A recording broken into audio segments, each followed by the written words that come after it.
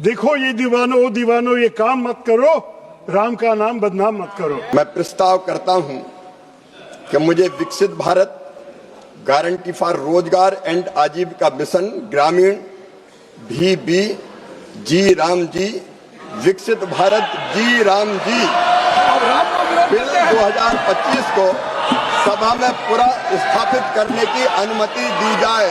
Ji Ram ji. I'd like to also oppose the introduction of the proposed bill, the Ji Ramji bill, which represents a deeply regrettable and retrograde step for our nation and our nation's commitment to the welfare of its most vulnerable citizens.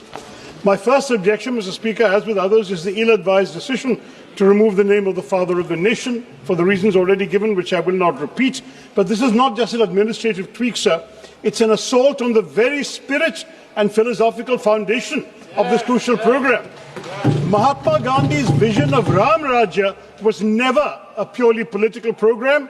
It was a socio-economic blueprint rooted in the empowerment of villages, and his unwavering faith in Gram Swaraj was part of his vision of Ram Rajya. So the original act, by bearing his name, acknowledged this profound connection that true employment guarantee and upliftment must flow from the grassroots, embodying his principle of the last man first.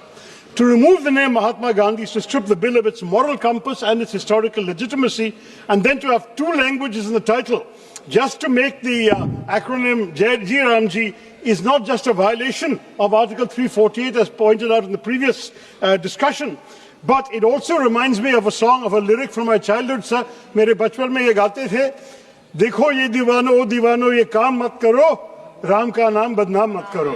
And in this particular case, it's a real... Sir, we must also seriously question the legislative intent behind the financial restructuring proposed in the bill. The proposal to impose 40% of the financial burden directly onto the state governments is not just fiscally irresponsible, it's a measure that threatens to make the entire program unviable, sir.